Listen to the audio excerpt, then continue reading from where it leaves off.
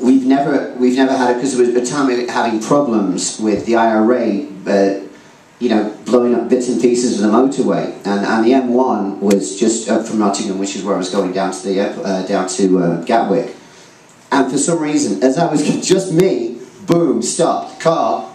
The army came, stopped the car, and just ahead, the bomb went off. Like we didn't go off the robot or whatever. Set this car on fire.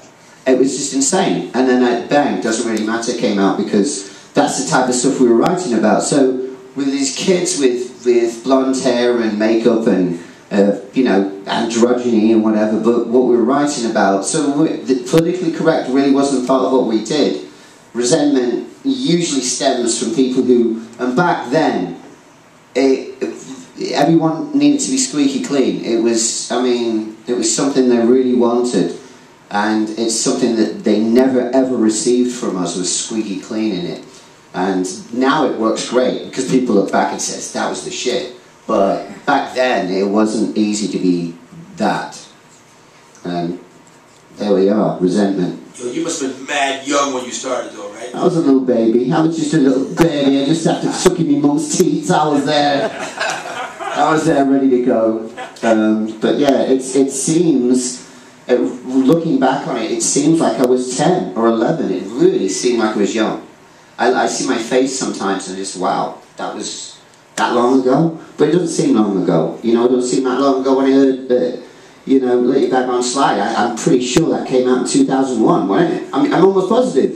Something like that. Yes, yeah, but still, it just... I started real young. Yeah. So how were labels for you, Wes? How were labels for me? Well, interesting, because my scenario was like this. I got signed by a U.S. label called LMR Records. It was licensed by Attic.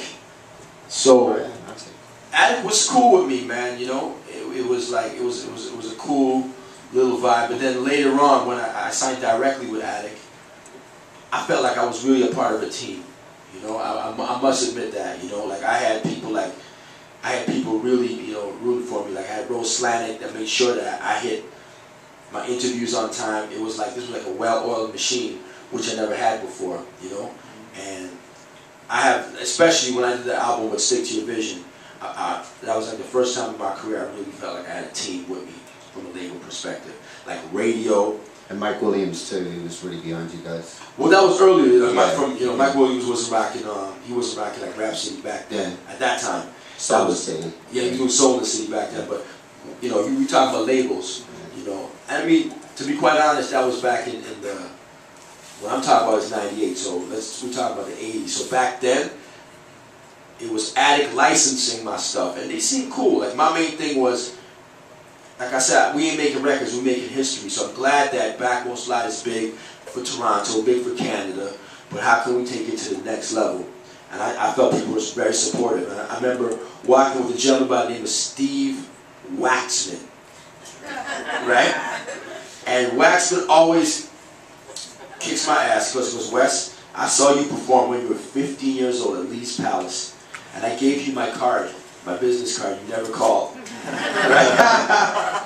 And probably lost it, that's why. His hair, like Waxman's hair, kind of looked like a brunette version of your shit.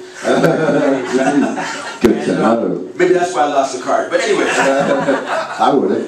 But anyway, it was like, I said to him, this is like, you know, I got my record deal, everything was like 89, 90, and I said, Wax, you know, like my record came out, and you know, how long do you think it'll take before somebody makes a bigger record than Let Your Back Won't Slide, like hip hop record? And you know, he looked at me and said, it's not going to happen, not in 10 years, man. And you got to remember, I'm a young cat. Just that's the first record I ever put out, man. And to have a music exec who's known me for like years tell me that from his experience that this ain't going, no one's going to exceed your shit, not even in 10 years. And to see that, you know, we're going on a quarter of a century, you know what I mean? And for whatever reason, Let Your Back Won't Slide is the only single from a Canadian hip hop artist to go gold in Canada. Is like saying Steve Waxman saw something a long time ago. You know, even him giving me his business card back then, man. I didn't call, man.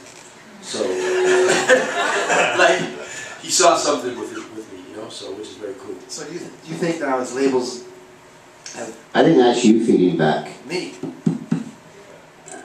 Yeah.